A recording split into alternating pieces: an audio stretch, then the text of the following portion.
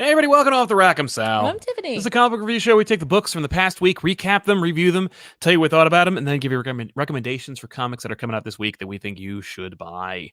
Let's get into it. Yeah. There wasn't. It was a light week. Which is good. Is that fair to say? Next week's hurtful to my wallet week. yeah. A lot of X for Tiffany. It's a lot of everything for Tiffany. There's just a lot of things coming out for next week that I'm like, you could put some of those this week. Right? Be nice. Would have been very convenient, but listen, the comic book industry does not go by my desires. No, that's true. That's true. They do not. They don't go by a lot of people's desires. But still they go. But yeah, so we're going to talk about some books. I said we're going to jump into it, but before I do, I wanted to mention that we're doing a giveaway. Woo! That's right. Our friends over at Valiant Comics, who you are familiar with, thanks to their, I don't think it's award-winning yet, but it is a noteworthy title, Shadow Man from Cullen Bunn and John Davis Hunt. Yeah. They've seen fit to help us out with a fun little giveaway. Help you out, really, because you're going to get one of you in the continental United States, Someone is going to win a very, very special, incredibly rare cover for Ninjak #1. The upcoming, or I don't know if it's out yet, but the Ninjak #1 glass variant, 1 out of 100 variant cover. Wow. And it is not out yet. It is not. The artwork is by the interior artist Javier Pulido. The cover consists of glass and fluorescent inks, which make it glow under blacklight. So for those of you out there with your Velvet Elvises and leopard posters in your wood panel basements, get your black lights out because you'll be able to look at this really dope looking cover. By the way, this means that for every shop that gets one.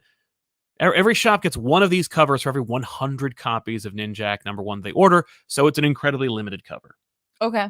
Like, it's really hard to find. Yeah. I'd honestly never even heard of a glass cover until I had met my associates over at Valiant. Yeah. Right? And by the way, I think I've seen one. We saw one when we were actually there. We didn't touch it because we want to smudge the glass, but it really is glass. Which is crazy. It is crazy. It blows my mind. I'm like, well, what? But yeah. So this issue, by the way, Ninjak #1 comes out July 14th. It is from writer Jeff Parker with art by Javier Pulido.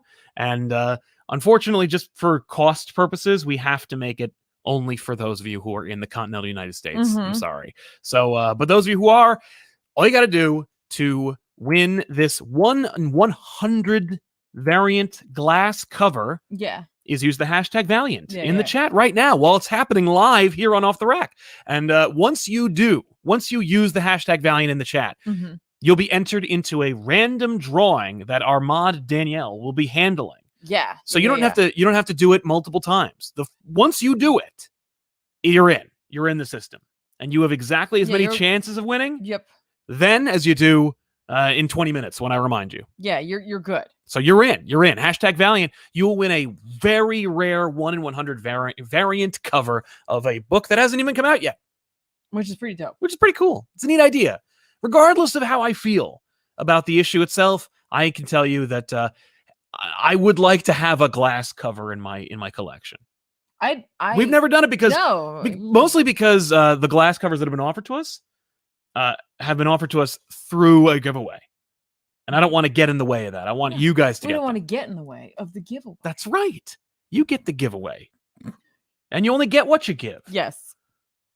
What? So I'm happy about that.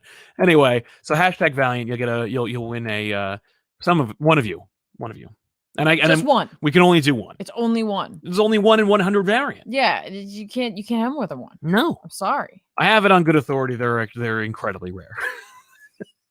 But yeah, but by the way, you're entering to win.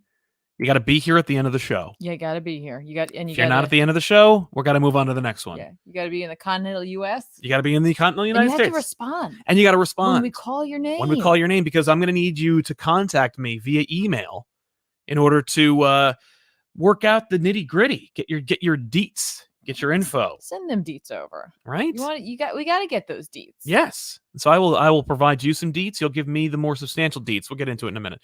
Anyway, so hashtag Valiant. You'll get it. You can tell we were up late last night. Yes. Happy 4th of July. Yes.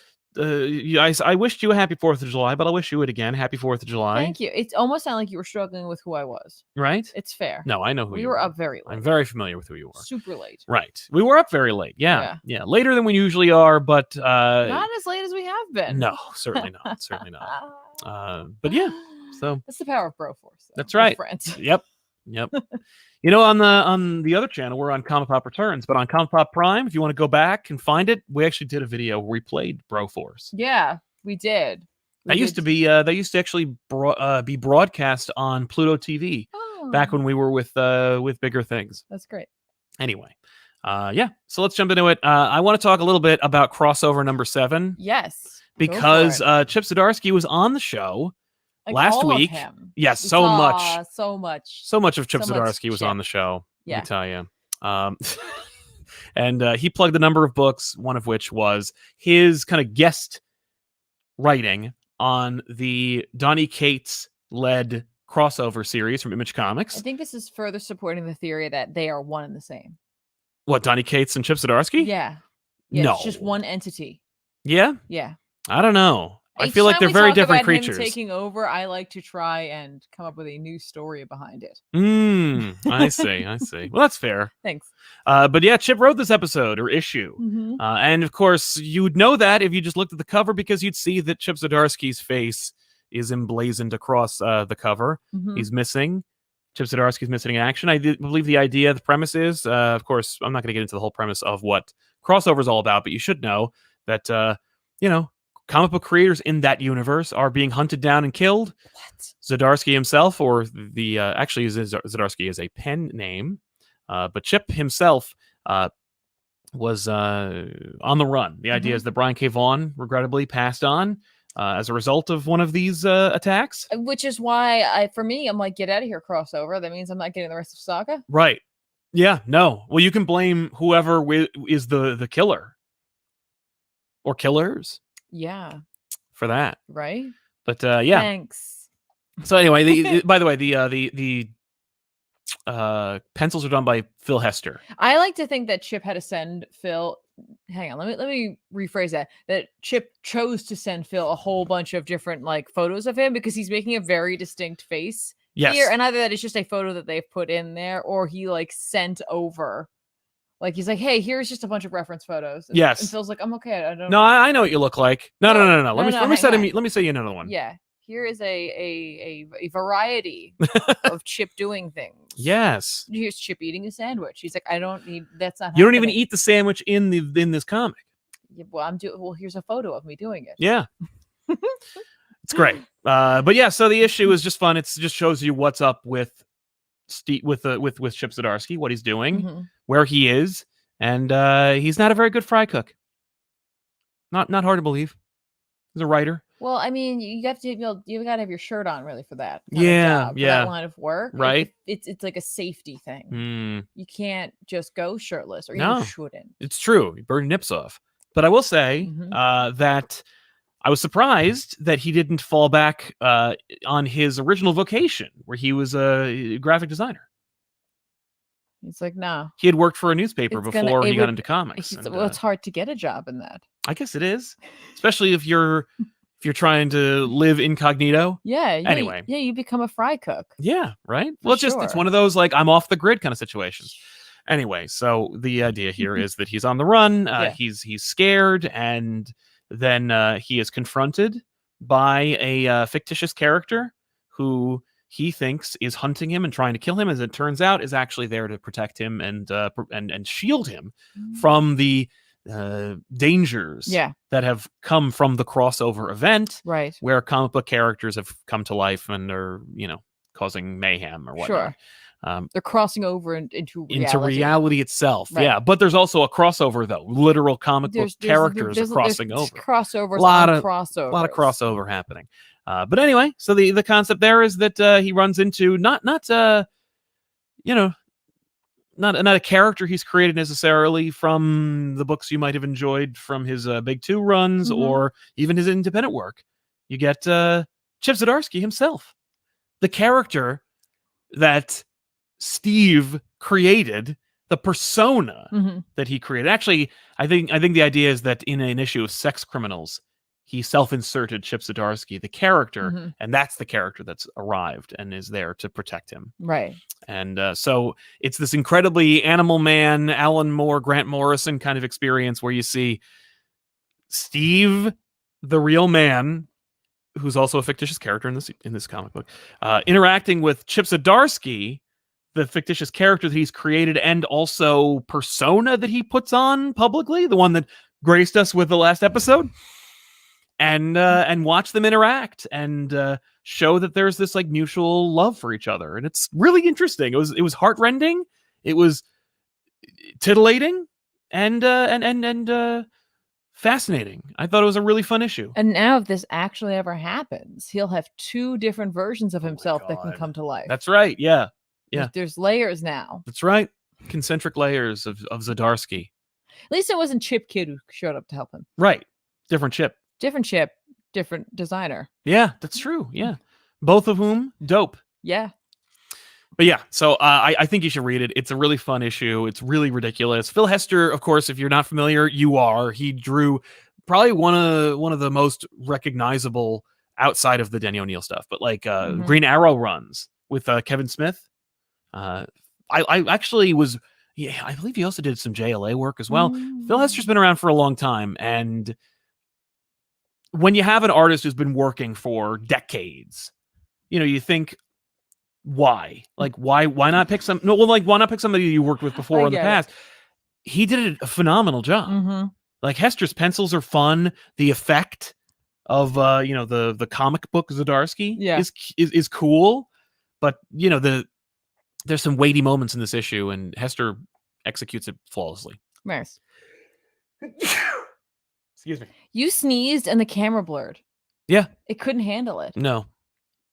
But yeah, so I'd recommend the hell out of crossover number 7. Okay. I don't think we're going to get a lot more Zdarsky issues. Maybe we will. I don't know. Who knows? I mean, he could have all sorts of random writers show up. Yeah. Well, here's the thing. I don't think we're going to have any more issues with Chip Zdarsky in them. What? Anyway.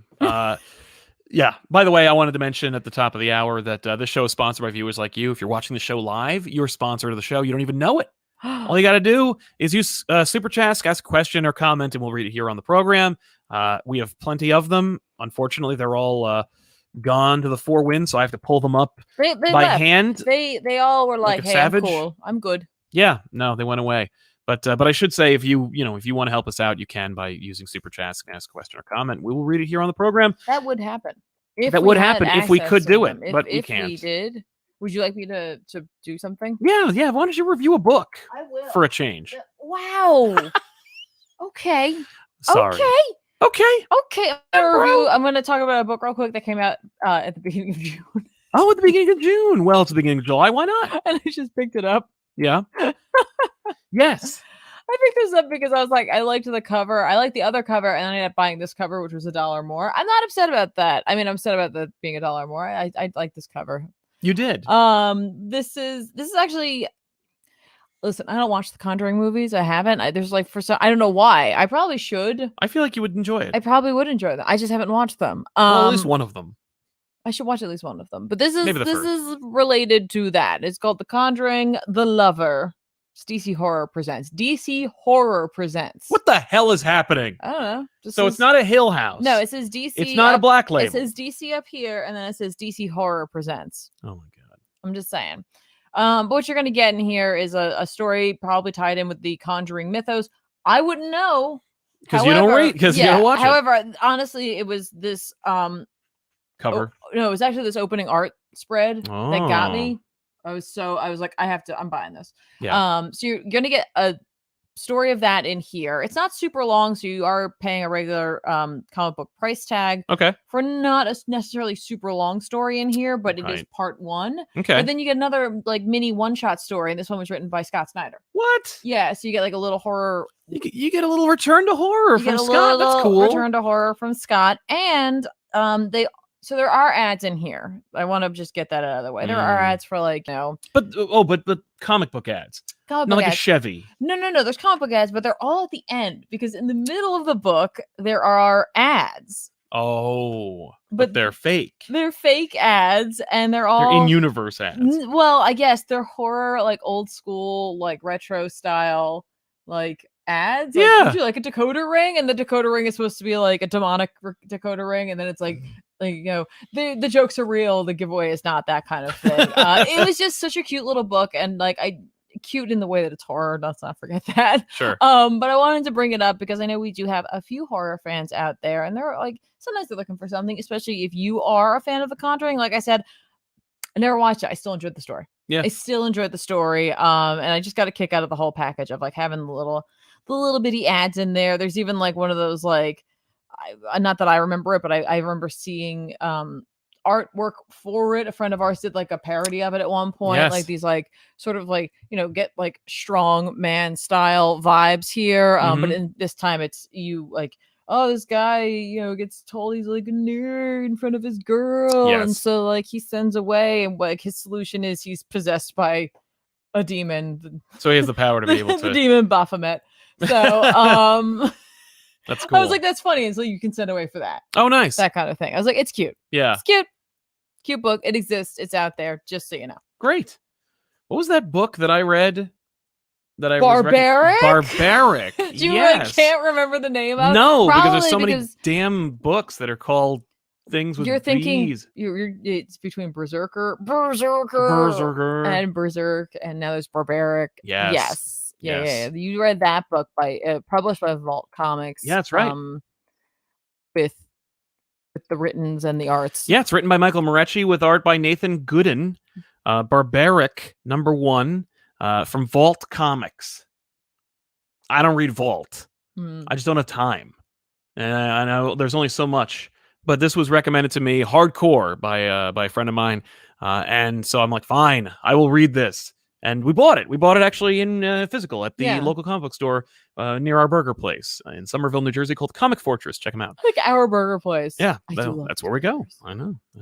But so Barbaric, it's basically, like a kind of twisted crack mirror version, kind of like a parody version of Conan, but not. The idea here is that there's this barbarian named Owen who is enchanted by witches to only do the right thing. All he's had a life of barbarism, I guess you could say, and debauchery and killing, and he is Conan. That very much explains his look on the cover. Yes, he's had enough of doing the right thing. That's right. Yeah, he's sick of it.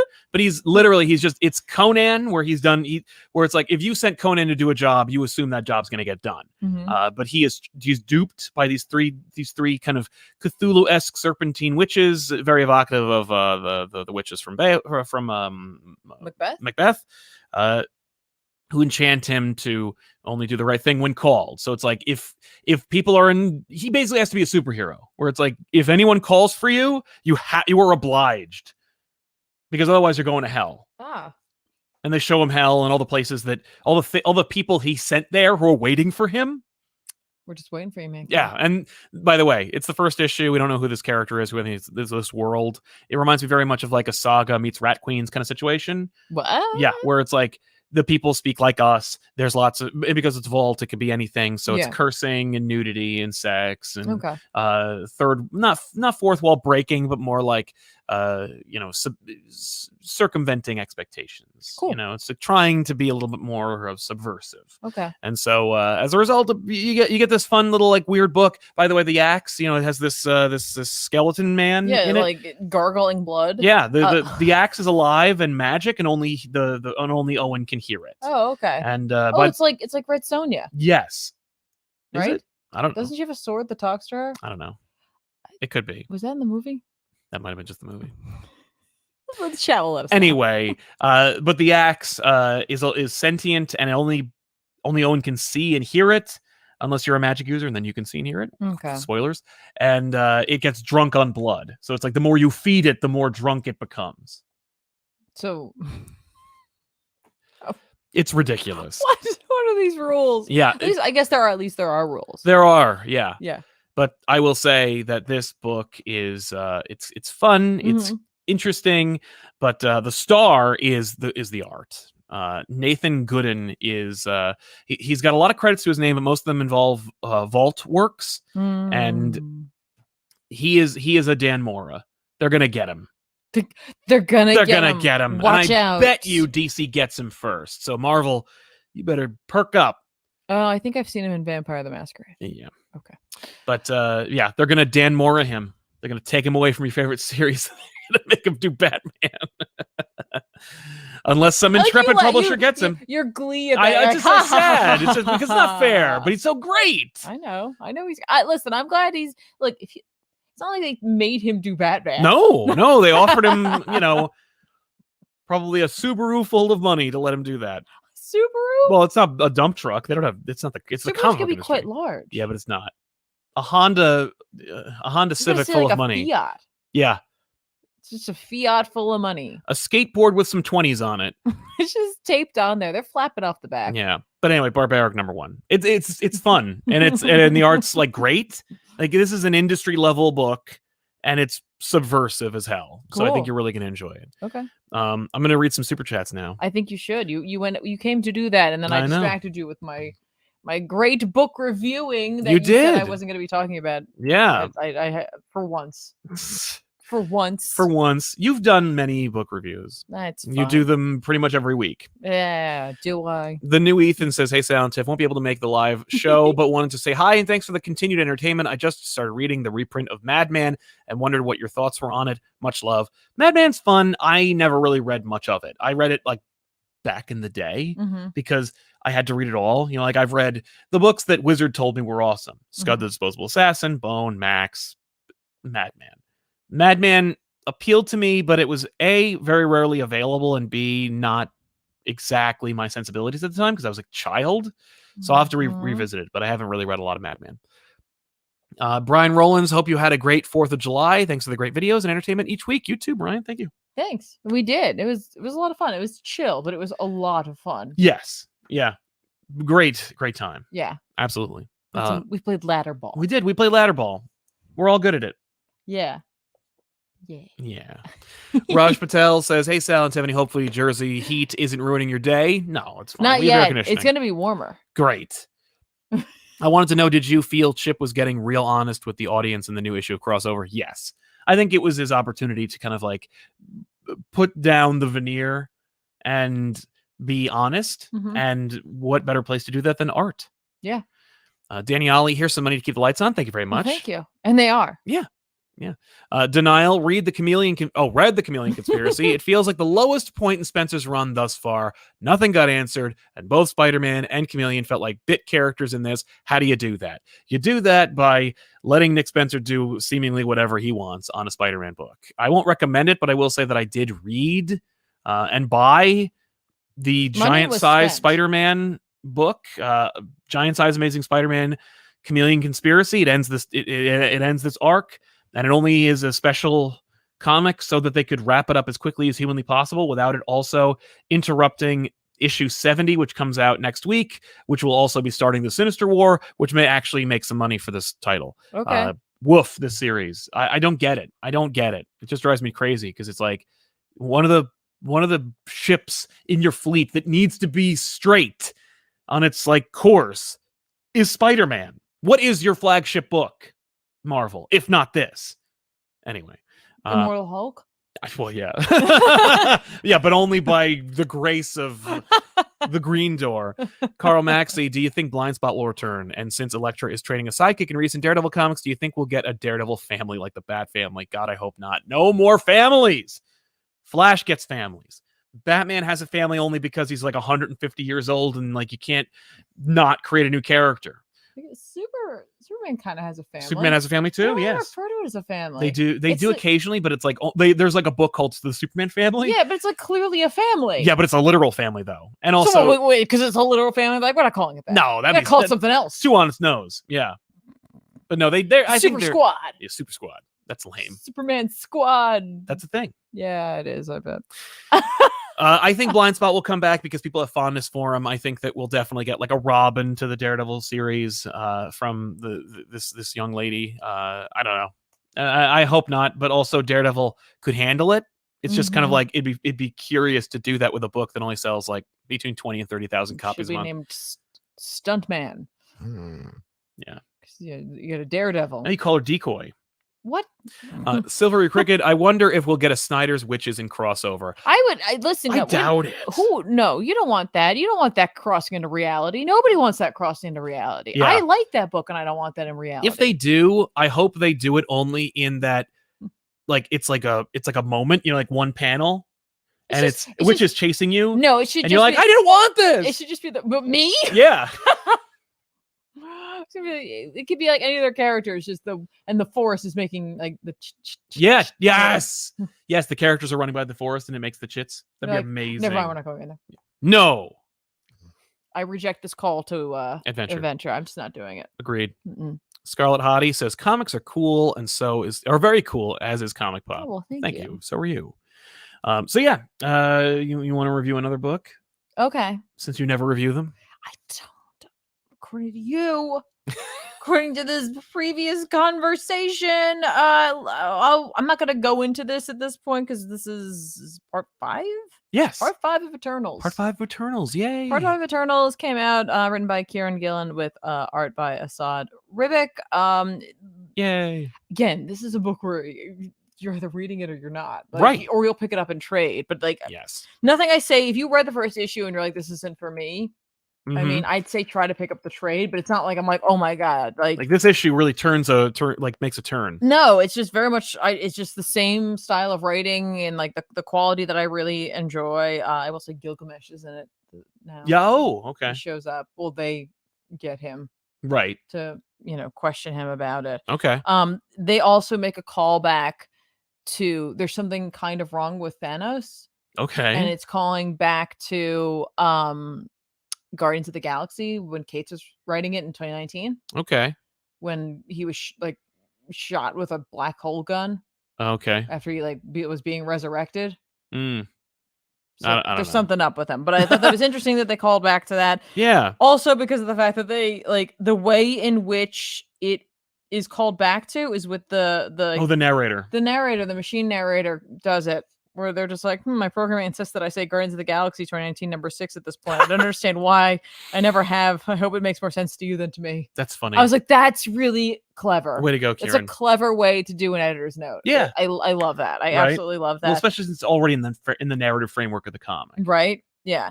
So again, I still dig this book. It's a great mystery. We keep unraveling and knocking characters out who could possibly be the one behind all of it. We do get that reveal. I'm not going to ruin it if you haven't. If you're reading this, the last thing you want me to do is tell you what happens in the 5th issue. What happens literally on the last page where they're like, oh no. And is this the penultimate issue? Is this I assume that there's usually it's only 6 issues or so. And it's Eternals. Legitimately don't remember. I could check to see if it happens to mention it on the cover if I was capable of doing that.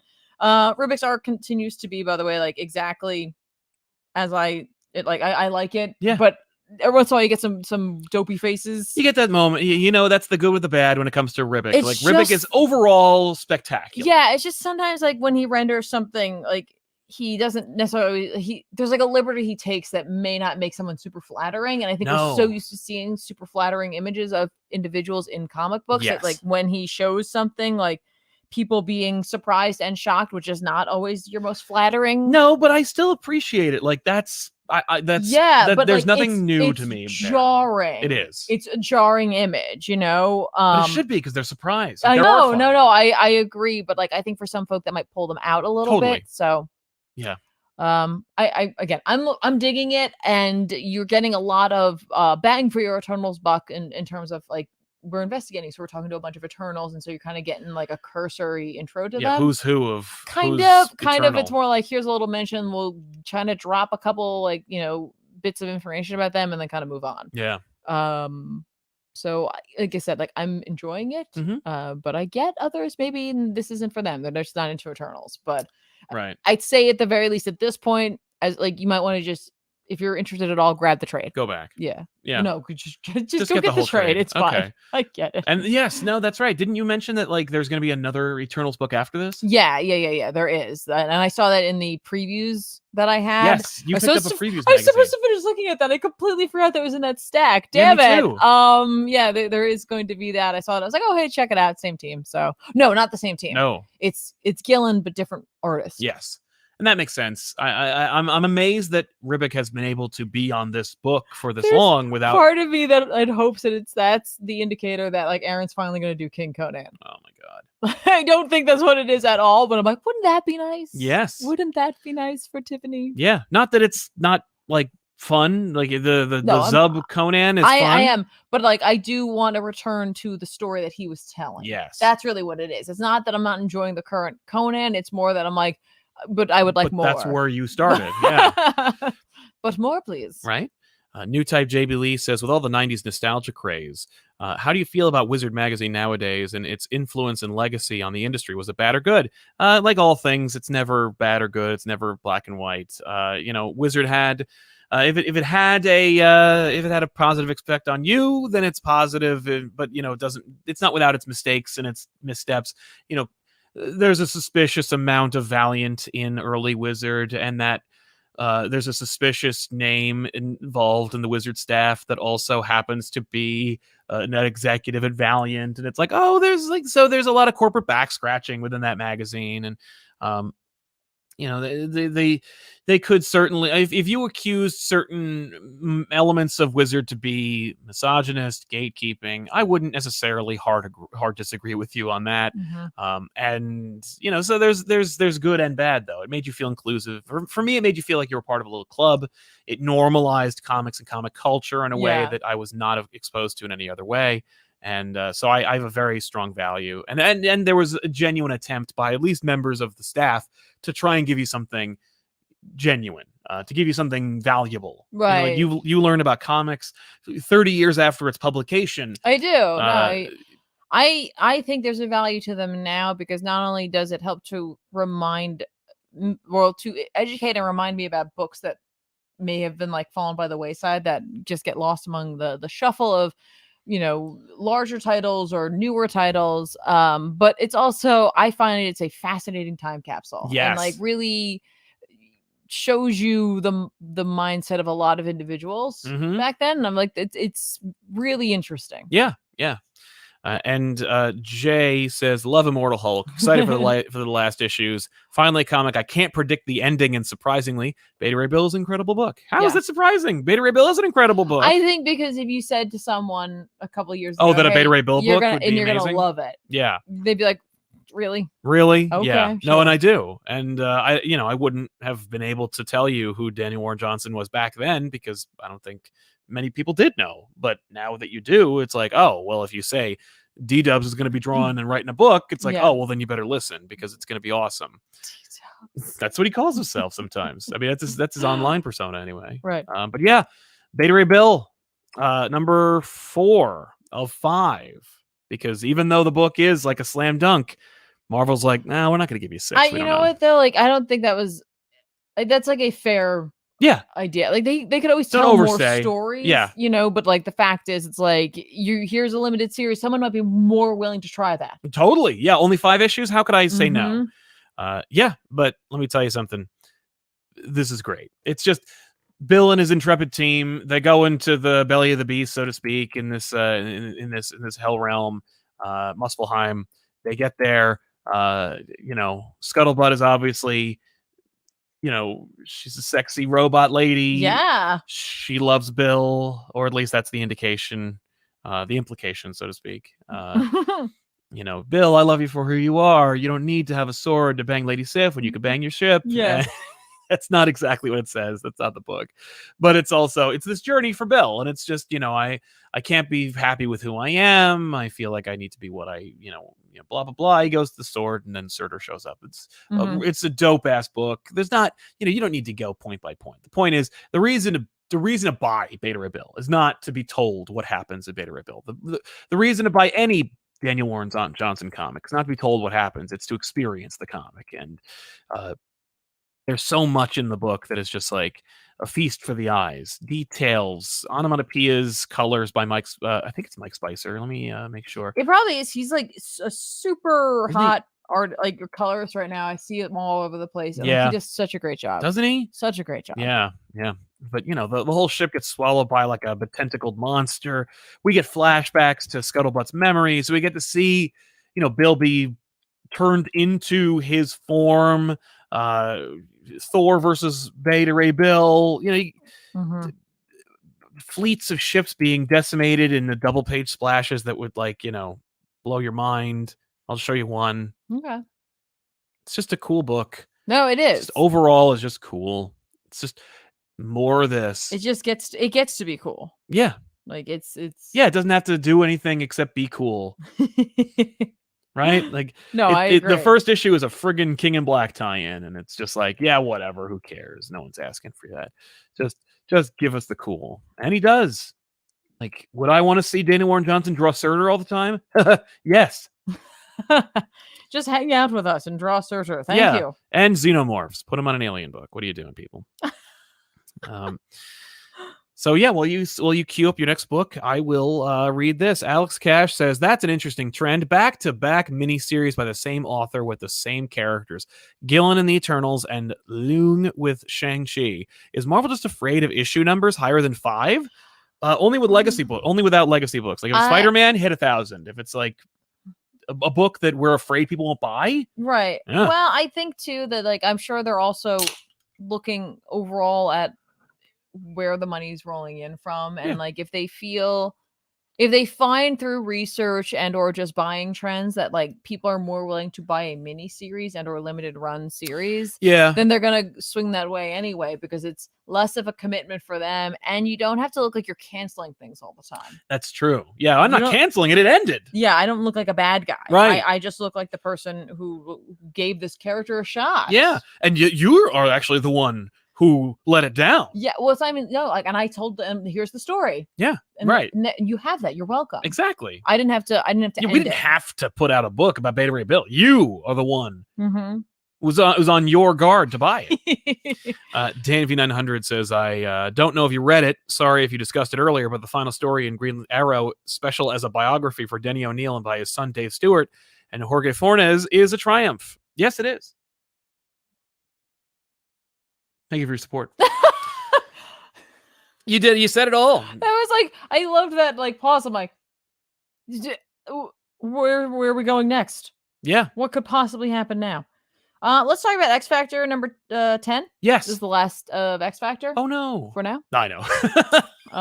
Yes. And I think probably the best sales on this title ever.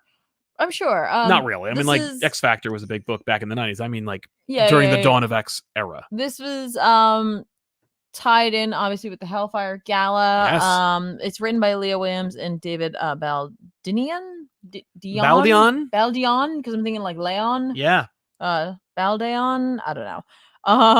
With art by David Baldeon, David Messina, and Lucas Wernick. Mm-hmm. A lot of artists worked on this. A lot of folk worked on this. Yes, on this one regular sized issue.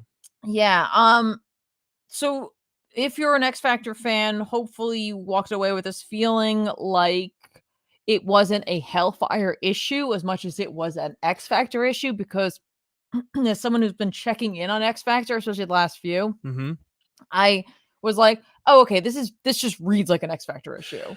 They just happen to be going to the Hellfire Gala. It happens to have anything to do with that even whatsoever. Right. We don't see the kind of Hellfire Gala experiences like everybody else, some of the other titles. We see a little bit of it, but not quite as in depth. Mm-hmm. It's more about telling you the story you invested in. Yeah, and to kind of finish that up, wrap it up. Yeah. I'm not going to tell you what happens at the end of that, because if you were reading this, I think the worst thing I could do would be literally to tell you what happens at the end of their story. Yes. Not the reveal. We'll talk about the reveal has art that's already released. Yeah, we'll talk about the reveal, no problem. But I meant for this book in particular, I don't want to ruin it, because there is there's a mystery and they solve the mystery in this. And I don't want to take that away from you if you haven't had an opportunity to catch up on that. Cool. I just don't think that that's fair, especially when it ends in like it's a mystery thing in particular. I'm like, why would I ruin that? No. Even though it's been a week later, why would I ruin that for you? Well, not everybody reads at the same pace. That's or at what the I'm same thinking. time. Or not everybody has an opportunity to get said books. Exactly. I will say too, before we get to that big reveal, that this book did feel a little packed. Yes. There's like a lot going on. There's a lot of panel work. There's a lot going on, not only in the art but in the story as well. Because like it seems like they're like, oh no, even though this felt like this, they knew that this was coming to an end. It just feels like they're like, oh, we got to do this. I want to have this moment for these characters. I want to have this moment for these characters, and I get it. Yeah, I completely get it. The fact that it's like, this is the last time you're writing these characters right now, and that like you want the opportunity to see this, you wanted the opportunity to see that, or you wanted to finish this up or set this up over here. There's also a very nice letter at the end. Yes. That like just says like, hey, like it's cool. Right. Like, hey, I got to do this. Yeah. It's more or less like I got to do this, but like saying goodbye to a book is always hard. Doesn't matter how it ends. Like it's always hard to leave a book no matter what. And I was like, it's just a sweet little creative thing. Mm-hmm. There's one from Leah Williams as well. That's nice. But if you're not like, if you weren't reading X Factor and you're like, I don't care. Why is this being talked about so much? Why were the sales so good? Well, it's because this is the issue in which we find out that, spoiler alert, that Wanda Maximoff is dead. Yes. Unceremoniously, seemingly strangled to death and left behind some bushes in the waning hours of the Hellfire Gala post party. Who was she discovered by? Her son. Yeah. One of her sons. Yeah. And so it's like, oh, okay. The thing that pretty we dramatic kind of thought might happen has in fact happened. The shit has hit the fan. Yes. So to speak. And we'll, I'm sure, be dealing with this, obviously. Well, yeah, because it's dovetailing into the next event. I know. Well, not really event, more like no, like thing. Arc. But Wanda's down. Yeah. For the count. Again. So we'll see where that goes. But I think for a lot of folk, that's probably why anyone was like, because they put it like they wrap up everything and then they're like, all right, here you go. And this is the thing you came for. They said from the get-go that X Factor number 10 was going to be important in the trial of Magneto. Yes. They said that. They came out there like, just so you know, if you want to be on the ground, you want to buy it and sell it on eBay. That's the issue. I guess so. There isn't a whole lot there to really dissect necessarily. Yeah. It really is more about X Factor, the team, and the book. And I kind of appreciate that. You're not necessarily doing a stunt. Right. You have like a 1-page reveal here, but like you're really at the heart of it. Like if you were an X Factor fan, you're not going to walk away from it. Right. Being like, damn it, you co-opted it. Yeah, you used it just to do this one thing. No, I get however you felt about the endings of the stories, if you felt satisfied by them or not. It's there though. Yeah. So. Right. But oh gosh, guys, Wanda is dead. Yeah. Yeah. And then we talked about this in the last episode, the idea that like, we had heard, and Marvel was horribly teasing it, where they're like, "We think, we knew." Mark Brooks did a depiction. It's going to be the cover of, I think, Trial of Magneto #1, or at least it'll be a variant, which depicts the Pieta, where it's Magneto holding the life body of Wanda in place of Jesus. It's a piece that comics seem to like. It comes up a lot on our show when we talk about it. Well, artists like it, that's true. It's like it's something that exists that has long history, and it's fun to draw, right? But yeah, so Wanda's dead. The prime suspect has to be Magneto, given that it's called the Trial of Magneto. We speculated in the last episode that maybe Magneto suspects that Wanda actually could be a mutant, and as such, he killed her in the hopes that maybe she'll be resurrected. Perhaps if Cerebro thought she was a mutant the whole time, maybe she'll be resurrected up until the point when Cerebro didn't think she was mutant anymore. Like, this is just me spitballing, where I'm like, oh my God, what if... Because everybody thought, right? It was only because like the High Evolutionary, or God knows what the hell happened in Axis anymore. But the big reveal that like, they're not his children. Yeah. Wouldn't it be interesting if, well, I mean, Cerebro backed her up anyway, and it's been backing her up since that point. So, I mean, why don't we just resurrect a Wanda who is everything that I remember her to be, and she remembers up until the point when the retcon happened. And she'll be resurrected in a mutant body, so this time she will definitely be a mutant. And that way Quicksilver doesn't have to be a mutant. Doesn't have to be my son. And, you know, in the movies he's irrelevant because he's dead anyway, so we don't have to worry about that. Or maybe we could do that too. Maybe I'll kill him later. Right. And like, honestly, I think this is an interesting concept because like a lot, when you get to the core of Krakoa is meant to be there for all mutants, right? But like every mutant who has any sort of being in charge of anything or is in any of the stories has something that they want and they don't care about anybody else. It's just for them. You know what I mean? And it's like, here you have this like land that's supposed to be like for all mutant kind and we're supposed to come together and like we're supposed to combine and be a people, but like I want to bring Wanda back to be a mutant. Well, because... But, like, I want to go find my long-lost family on Araco, and I don't care what I have to do to get it. Well, yeah, that's why I'm on the Quiet Council, so I can get my shit done. So it's, like, at the heart of it, it's like, you know, everybody wants something for themselves. Yeah. But they're all like, but if I tell you, you'll say no. Right. Which is where Havoc went wrong. That's right. Yeah, he thought, oh, if I follow the rules... When has that ever worked for you, Havoc? And I will say, with Apocalypse, you know, they didn't tell him about the Moira plan. They just invited him to come on the island. Yeah, they're like, dude, you can come on here. You can come, but you don't know what's really going on. Magneto knows the Moira plan. He's like, yeah, bud. Well, you know, it doesn't come up. Any of that. So I feel like I'm doing fine. I think I who cares about adding in additional, like, problems? Yeah. Well, whatever. I'm Magneto. I get to do what I want. I gave Fabian Cortez a really hard time. I don't think it's going to bite me in the ass ever. Probably not. No.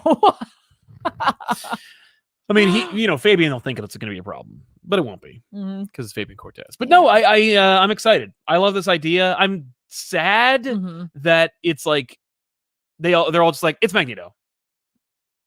Yeah. Because then, what if it isn't Magneto? Then it's like, oh, like I'd love it if we open it and the trial is it's Magneto. Like he's like, yeah, no, I did it. Well, there could still be a trial, but then there could be like an investigation going on. Yeah, well, I'm expecting a full investigation to be like, maybe it wasn't Magneto. Oh! Like maybe we're gonna get like, you know, Law and Order X or Krakoa. Yes. Doink doink. That'd be great. But it did. Yeah. Who's your Law and Order X-Men team, guys? Right? Yeah, make that book. I meant the chat and comments. Yeah. Who's your, like, you know, your investigators, and then who's your legal team? Yeah. You know what I mean? Like, where are you going with that one? What's mutant justice anyway? Like, you go in the hole. That's right. Yeah. Which sounds really scary because they won't tell us more about that. Really? No. Yeah. But I think where I was going with that, before I got completely off on a tangent there about, you know, everybody coming together, is that they're also, you know, a lot of people hate her. Yes. People have to go through the crucible because of her. Yes. Yeah. They have to do this thing because of her. So even if you bring back her, with Cerebro having backed her up to who knows when, you may either have a Wanda who, like, is totally aware and feels apologetic, or has no idea. Right. Yeah. So she has to live with that. But that has great story potential. It does. No, it really does. Someone in the chat tossed out a theory, and that just kills me because I'm like, oh, yeah, that's probably what it is. And that's that it's Mystique. That, like, they put Magneto on trial, and he's like, what? I would never have invited her on the island. She's not my daughter. That's a great idea. She's terrible. Yeah. What, are you kidding me? How dare you? I'll tear this whole island to the ground. And I can. And I will. You know? I'll pull the core right out of the earth. Right out of the earth. Don't you tempt me. Yeah. I put one into Mars. I'll take it right out of here. I'll take it right out. I can put it in there. I can take it back. And that's what causes Inferno. Could be. Damn. So. The only reason Magneto would choke her would be, in theory, that he could sway the Five and Charles to bring her back, as she should, because they're already tampering with genetics anyway. Yeah. Yeah. Then so, like, he did his own crucible. Exactly. No, he's in charge of the crucible anyway, so it makes sense. It depends. Sometimes, either one of those works for me. Sometimes it's someone else, or like overseeing it. I think Silver Samurai did it one time. Oh, really? Yeah. Silver Samurai was like, "How about me? How about me? Can I be in anything for more than a page? No. Turn page." Dan V900 says, I loved Beta Ray Bill. That story, Tap Tap Tap, and the Green Arrow was just so damn good. I thought it was a great tribute to him and the character. Yeah, same here. Grayson Daly says, love you guys. Also, R.I.P. Richard Donner. Yes, the late and great Richard Donner passed away today. We're very sad to hear that. Of course, gave us one of the best comic book movies of all time. Yeah, it's too bad. Yeah, but he was up there. Yeah, I'm not saying it was well, listen, it's never not sad when someone passes, but it's like at least get some good years. That's right, exactly. Get some good length. Jesse Smith says 2 things. Way to go, me had me cracking up last week. That's you. How would you characterize Captain America in light of the gala?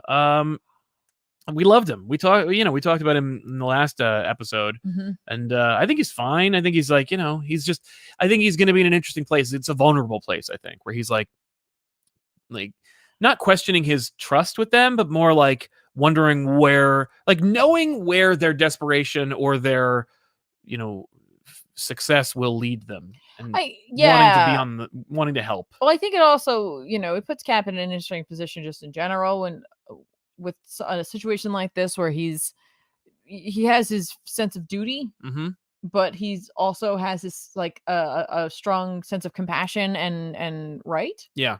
So I think he's probably as long as they don't go crazy here. Yeah. What's wrong? Right. What's the real problem that you're having here?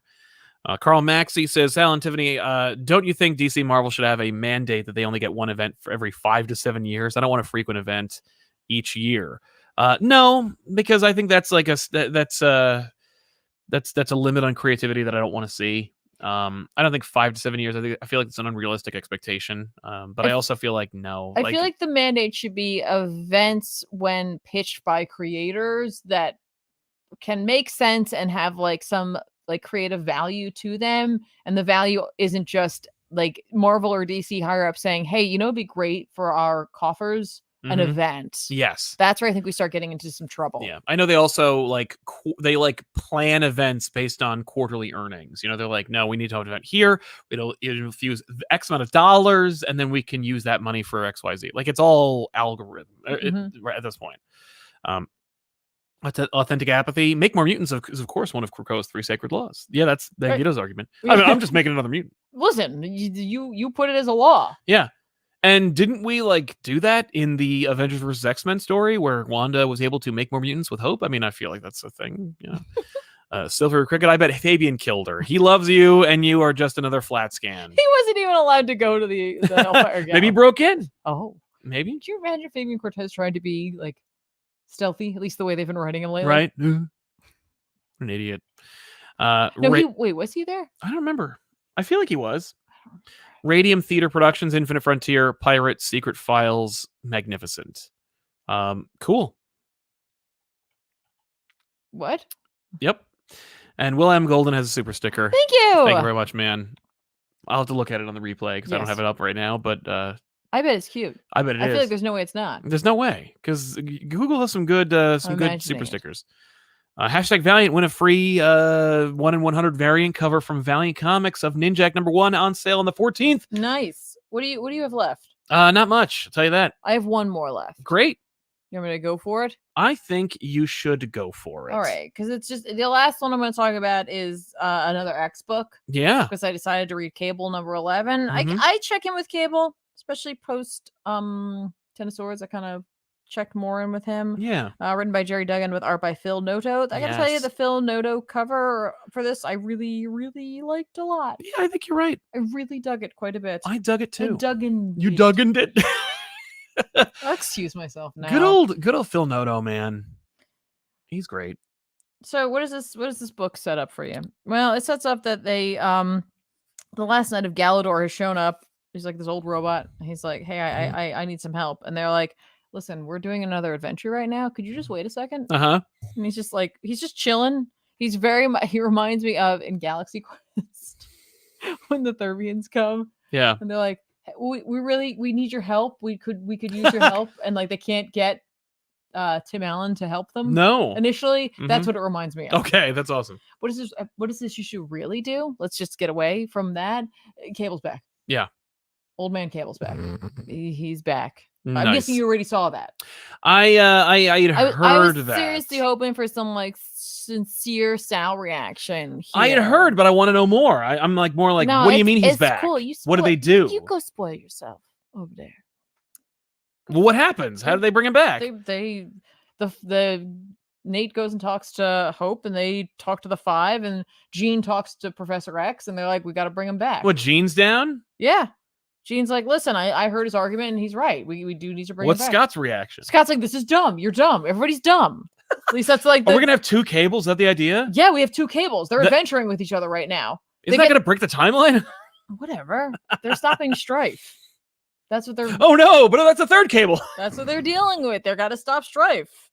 He already stopped some of the babies, but they're also getting the band back together. Yeah, I saw the thing I saw was, hey, loser, get in the van. We're going to kill Strife meme. Yeah. Yeah, that's basically it. It's like, you son of a bitch, I'm in. Yeah. They got Domino. They've got Deadpool. Really? They got Deadpool? They got Deadpool. Yay. Jean and Scott are going to go. They should call this thing the New Mutants. Right. Except there's already a book called that.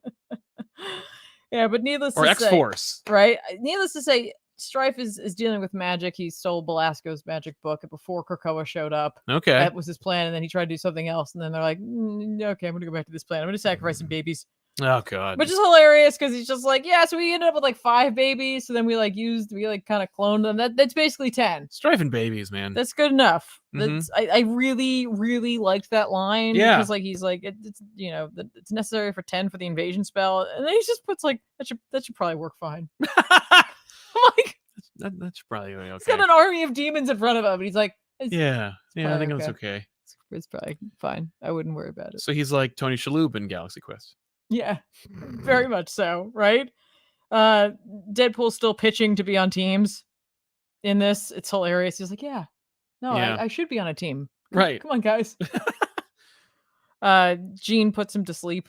Okay. He's like, your powers don't work on me. And then he just passes out, and she's like, I used my telekinesis to stop the blood flow. Oh my God. Brain. I hope everybody's cool with that. And they're like, yes.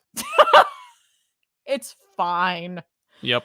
Old Cable right now has the Sword of Galador, because he's using it as he's infiltrating. He asks Magic to help him get to the realm where they are. Okay. And that's where we're leaving off. Oh, okay. Yeah. Cool. So, if you guys wanted Old Man Cable back, he's back. Yay, good.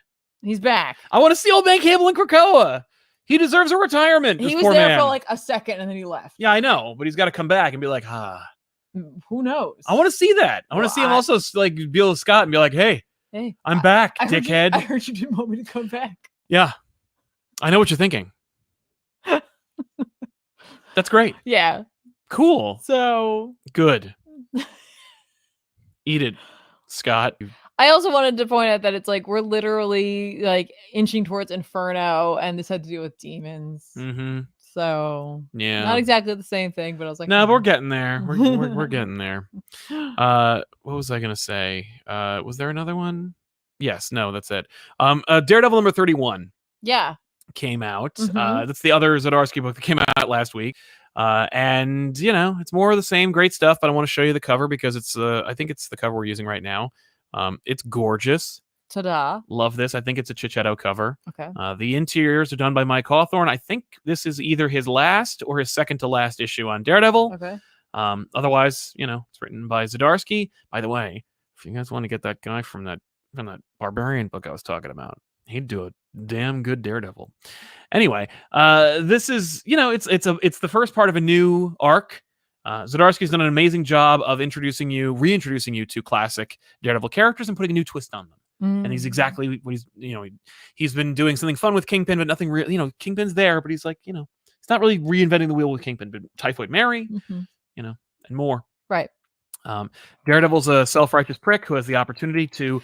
I just realized he's carrying the Daredevil prison suit mask. Yeah, he's got his mask in the prison suit mask, or it's his classic mask. Because Daredevil had a yellow mask. Oh, that could be. Okay. Like the two sides of It's Daredevil. a little long for the other thing. It is. Okay. Yeah. By the way, sometimes the coloring is like wonky on this book because Daredevil is red, his jumpsuit is orange, and sometimes that gets muddy. I'm not saying it's happening here, but I'm saying it took me a long time when I was reading this series for me to recognize, oh, it's orange. What? Seriously? Yeah. No. Anyway, so Daredevil's well, I mean, to be fair, people see color differently. Like not just colorblind individuals, but like people like they'll see shades and like tones of colors in a different way. Yeah. So Daredevil's being a self-righteous pain in the ass. He's attacked by people in the prison yard. He's put in the hospital. His legal team is like, you need to leave. And they're willing to give him like a deal. Oh. Basically serving out his sentence like not in prison because like he's a target and he's causing disruption because this is a stupid idea. And he's like, no, I need to be in prison. No. And by the way, I love this book. I'm just saying he's like that. Yeah. He's just, I'm right. And then it's like, okay. And then the last issue, the last arc will be like, okay, so maybe I was wrong. But, you know, so it's a pain in the ass. He goes to see the warden. And, you know, the warden's like, well, you know, and then he's like, you're trying to kill me. It's you. He's just like, well, I mean, all bets are off. Like, I'll just put all my cards on the table and bring it on. And then he attacks the warden and just says, like, I can get to you. I can get to you at any point. You're not locked in. I'm not locked in here with you. You're locked in here with me.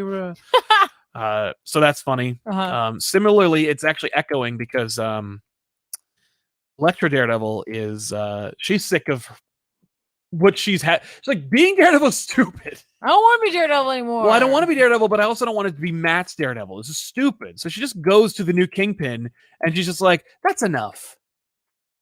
I kill people. I'll just kill you. Right. What do you just knock it off? It's over.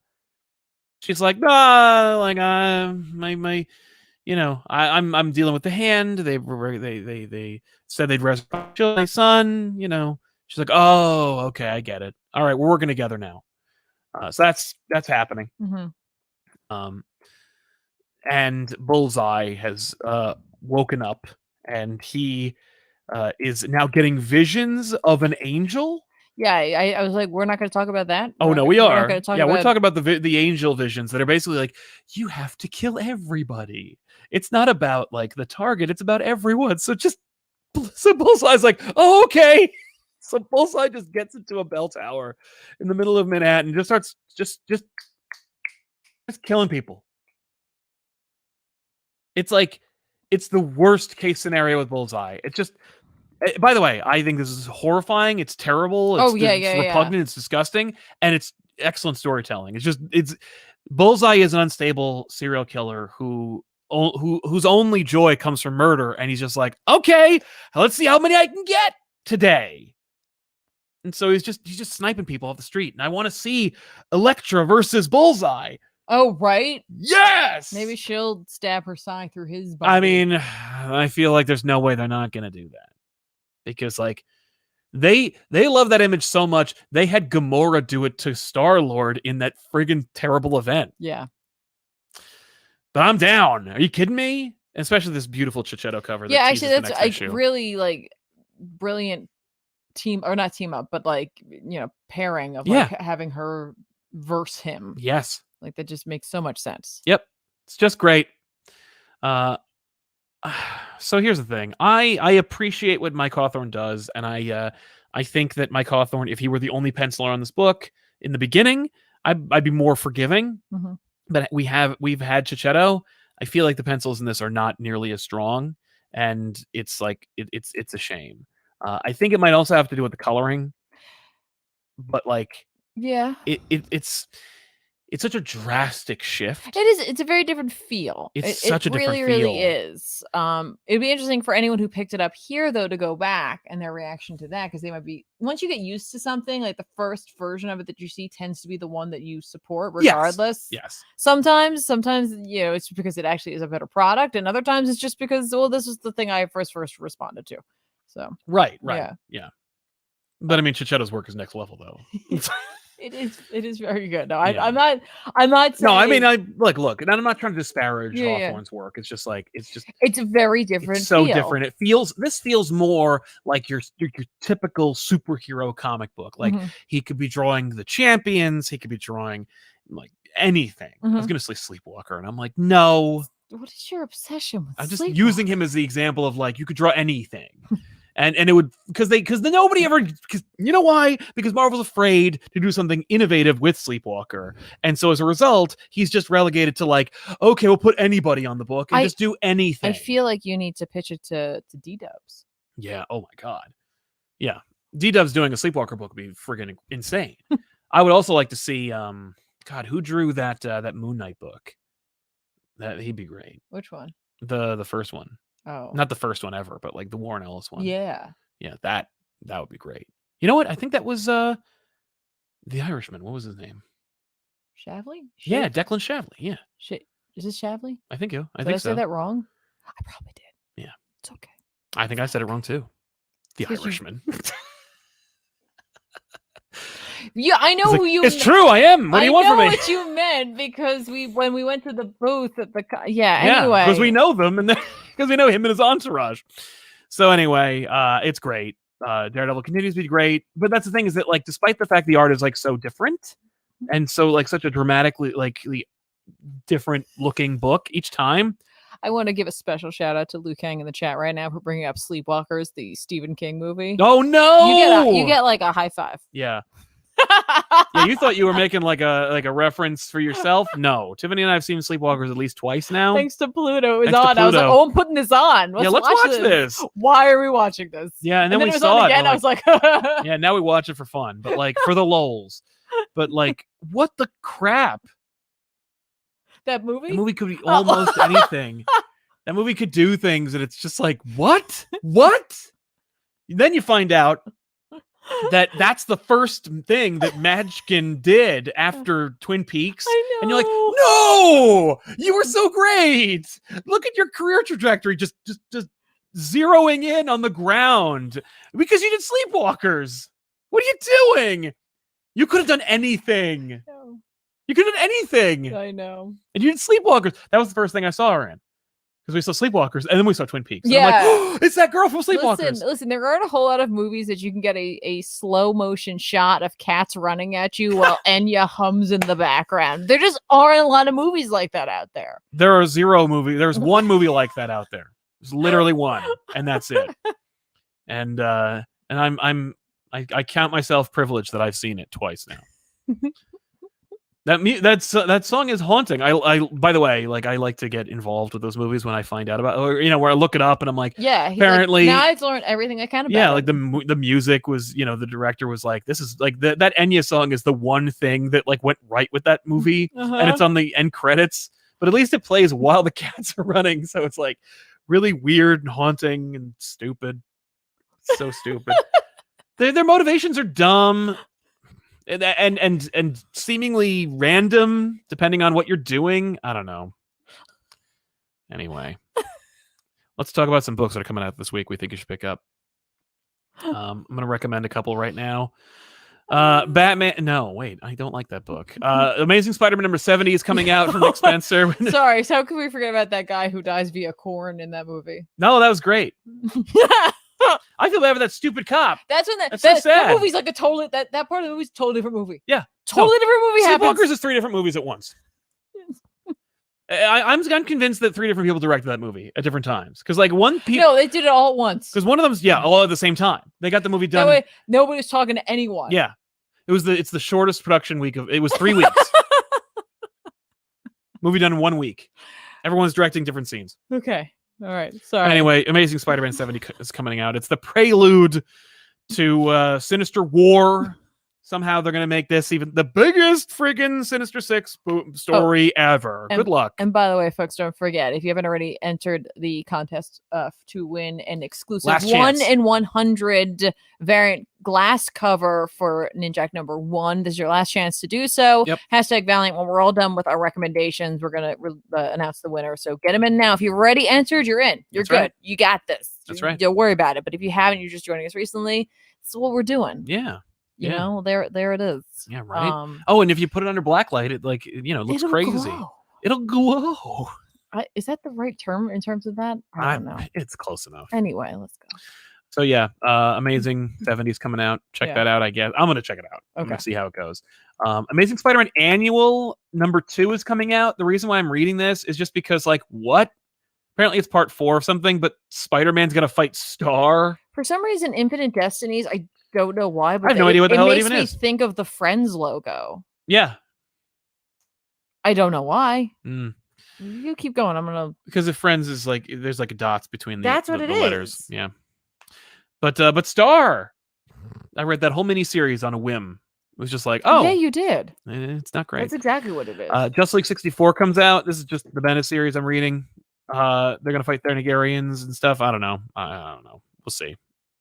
I forgot to read the last one. I like the Thanagarians, as you could tell by my frisbee throwing. If you're not reading it, Scott Snyder is an independent book with Tony S. Daniel called Nocterra. Nocterra number 5 comes out. You can check that out. And I had another book, and it was Justice League Infinity number 1 from JMD Mateus. It is a continuation of the animated series in comic book form, finally.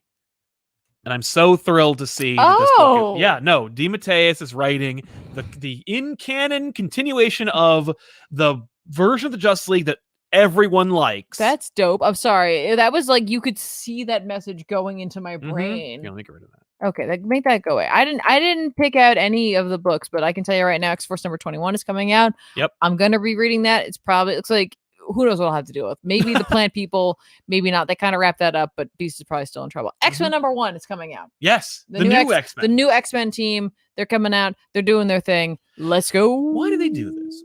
Because the last book was called X-Men, right? Yeah. Like the one that Hickman wrote. Uh-huh. And now he's passing it off, and it's just they're resetting the numbers. Well, because this really is the X-Men team, though. They're like, we're not going to use the X-Men. Right. We're not calling ourselves X-Men. We're going to do it anyway, though. So this is actually X-Men. Right. But I'm just surprised they didn't call it like the Uncanny X-Men or the New X-Men, which was a Grant Morrison title. Like, I'm just surprised they didn't like that. Why reset it? You don't want to be a random. You want to be the X-Men. Right. But this is new X-Men. Anyway, Hellions number 13 is coming out. I'm in. Sinister v Sinister. Yep. Let's definitely get on that one as well. Swamp Thing number 5. Wonder Girl number 2. I'm getting to that one. Good. That's my most excited one. Children of the Atom number 5. I want to point out that is coming out. I also want to point out that in X Factor, there's a random panel that has Carmen in it from this book. She's at the party. What? That sounds like a mistake. And it says, check out the continuing adventures of Carmen in Children of the Atom. And I'm like, what? Did I miss something? I feel like you didn't. You normally don't. So I'm really looking forward Maybe this issue will tell you if there's some information in there about that. I don't know. Yeah. Oh wow, this is Basics number 2. Oh, I think I have an older. Yeah. Okay. Yeah. Just catching up on everything. Baby Teeth number 19 is coming out.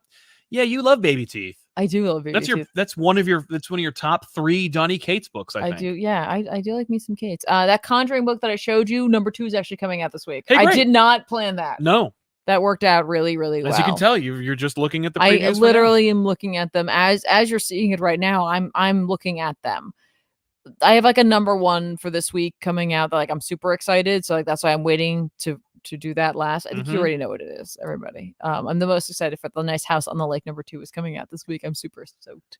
Yeah, that last issue, bombastic release. I hope that the sales are good. So excited for that. Can't wait to get my hands on this. Can't wait to see where this crazy train's going. Yeah. Please don't disappoint. It's so exciting. Please do not disappoint me. Okay. I'm sure it won't. You know. I think someone said that they thought that Baby Teeth had ended, or it took a hiatus. I think. Yeah, it right? took a little bit of a hiatus. I think this is the last bit of it, though. I think this is like wrapping it up. So you can go back, or you can wait now for the trade at this point. I think it came back with 16. Yeah. 16, 17, 18, 19. I think we're kind of close. Yeah. Yeah. Because we saw I think the trade in the store recently. I did not. B Black says, off topic, have you all met your doppelganger? I am thankful that I have not. So yeah. I haven't. I feel like we would be the best of friends or the worst of enemies. Well, or the greatest of enemies. If it's the Twin Peaks doppelganger, I would not want to meet that. I would want to meet mine. I'd like to see what they're like. There's a level of chaoticness to me. There's a level of chaos to me that I'm like, is it amplified? Is it not there? Are they really organized? Oh, they're really organized. I don't think I think it's just that they're evil, right? Oh. Then I was spiraling. Yes. I spiraled to something else. I'm elsewhere now. There's like I thought you were going to be like, there's no version of you that's super organized. No, I'm sure, it just takes time. It's like the Valiant variant cover. It's 1 in 100. It's 1 in 100 variant. That's right. Super rare. Super rare. So, 1 of 100. Yeah. So Danielle's gonna let me know the winner, but again, some of the stipulations is you have to continental U.S. You have to live in the U.S. You gotta have be to be here, and you have to be able to be reached. And you gotta say hello. Yep. So you gotta. Yeah. How do we know Tiffany isn't the evil one? What? I feel like I would know. My entire argument is just no. That's it. That's my no. So yeah. Well, here we go. You ready? Yeah, I'm ready for the winner. All right. Who is it? It's Angelo Parker. Angelo Parker. So if Angelo Parker could please stand up by typing in his Are you here? In with his keyboard, letting us know that he's here. Angelo Parker has won the 1 in 100 You won. Ninjak glass cover variant from a book that hasn't come out yet. By just being a cutie pie. You're just doing this now. By the way, if they're not here and they don't sign off in the next couple of minutes, don't leave. There could be another one. I have a list. So we'll just go to the next one. But yeah. Hey, there he is. He says, "Let's go." Yay! Congratulations, Angelo. Let's go. So, Angelo, here's what you got to do. You got to email me, sal@comicpop.net. Give me your deets, your address, and I will forward that over to the people at Valiant, and they will contact you. Well, they're just going to mail it to you. Yeah. But yeah, so email me, sal@comicpop.net, and we'll make it happen. Woo! Yeah. Congratulations. Congratulations, man. Very nice. Yeah, and thank you all so much for your support and for your comments, for keeping the chat alive, and also, of course, for your super chats, for supporting this show. You sponsored today's episode. Valiant is just hooking you up with a free book. Yeah. But you guys supported us financially, and we really appreciate it. You watched it. Now you can't unwatch it. Stay tuned for more. Of course, there is more. There's always more. But what about more? I need to get more. You can have more. And you can have more. You can have more. All you got to do to subscribe is subscribe. Subscribe to here, ComicPop Returns. Subscribe over at youtube.com/ComicPop. Give all our videos likes. That helps. What's up? I was just excited. Oh, I thought you were going to contribute. You sounded excited. I'm not contributing. I don't ever contribute. Oh, my God. I'm going to hear about this for the next week. Your tweet, you're going to be twitching. Yeah, I'm going to be tweeting and some twitching. Yeah. You tweeted earlier. You can check it out. There's a picture of a Pikachu. It's a great picture of a Pikachu. But twitch.tv/ComicPop. Watch Tiffany play stream video games. We're playing Control right now. Control. I'm really kind of hell-bent on finishing that. Yeah. Really like it. So far, it's like not really like horror. It's not really super scary. It did have one jump scare and it got me. It did. I heard. From the other room, I heard it. But yeah, so check that out. Yeah, please come by and say hello. I get it. It's a big commitment to being there for hours, but just stop by. Yeah. Black Widow, the movie, comes out, I think, at the end of the week. Yeah, it's like in 4 days. Yeah, in 4 days. So, but you don't have to wait for Black Widow content. All you got to do is wait 2 days, and you can get an episode of Back Issues that'll tie in directly with the Black Widow character. Did you plan that? I did plan it.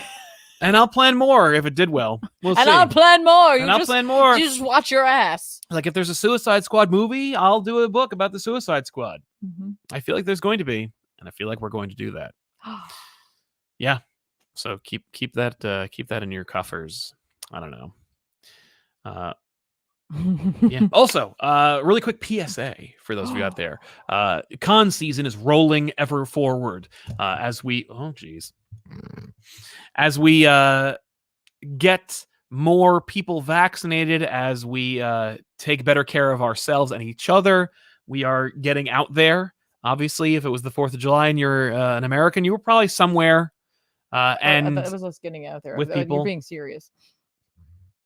And so as such, there's going to be more people at cons, and I feel like there's going to be more people at cons than ever. You know, the cons that couldn't survive, they're dead. The ones that could survive, they're coming. And when they do, it will be a reckoning, because there's going to be more stringent, regulations. There's going to be more, people are going to be more hyper aware of it, but also they're going to be desperate to get there. And we're going to at least 2 of them. So we're going to see it in action. We're going to find you, and we're going to know and hold you accountable for your behavior and for your for taking care of yourself. So when, people talk about like what to do at cons and how to like prepare, and it's like, listen, whatever the rules have been, whatever we've told you before, wash your hands constantly, bring hand sanitizer, shower, bring deodorant if you need it, all that stuff. Don't clutter up the aisles with with hand trucks worth of comics, all that stuff. It is so much more applicable now, because of the social distance requirements and just your own personal edification to get to protect yourself, because the Delta variant is also out there, and it's a concern. Yeah, I mean, and even just in general, this is I think this is just general con advice. Yes, but it'll be more applicable now. But it's really easy to forget this part, because I'll do it too. You're just enjoying the con, you're enjoying the show. Maybe you're there with some pals or whatever, your family, who knows? Be aware of yourself. Yes. It's hard to do that. And I find myself doing it sometimes where I'm I'm just wandering in front of people. Right. And they're doing something, or maybe they're trying to get a photo of something, and I'm just wandering. Yeah, I'm not paying attention. Or I bump into people all the time. It's going to happen sometimes where you forget. But if you have a mindfulness check with yourself occasionally, where it's okay, hang on. Yeah. I'm not saying trip over yourself to be oh, sorry, hey, whatever. But just be oh, hey, excuse me, sorry about that. I wasn't paying attention, that kind of thing. Yeah, exactly. Because we encountered a situation. I wasn't sure. Don't do that. No, let's not. It was a microcosm of the experience, but I'm saying it was. Be hyper aware of yourself and the etiquette that is associated with it. No. Because let's say that you're, hypothetically speaking, looking through a long box, and there's a row of long boxes, and you are at the long box. If you are at the long box, here's the way it is. And it's not because I learned this from the Council of Comic Book Fans or anything. It's just how I live my life. And, it's a way to do it. If you have a long box in front of you, for all intents and purposes, that's your long box. Nobody has access to that long box but you. And you're rifling through it. Yeah. We talked about long box etiquette and how it's nowadays, actually, it's a good idea to bring the rubber gloves, because if they're not in bags and boards, that ink gets on your hands, the dirt. It's actually it turns out it's super gross. It's super gross. It turns out if you wear latex gloves and go to a dollar bin sale or a Comic-Con, and leaf through the book, just leaf especially the older books. Yeah, but look through them and then look at your gloves and go, I will never not do this. We have not done that. But we have forgotten that you should have. But then I remember those gloves. I was oh no, yeah. And but anyway, you going through them. That's your long box. And if you want to get in that long box, you snooze, you lose. Well, it's just you just wait your turn. Yeah. But in the post-COVID world, used to be it's person, long box, and you just wait and you just go through it like a typewriter. Yep. But now maybe another long box between each other. Yeah. Maybe you wait.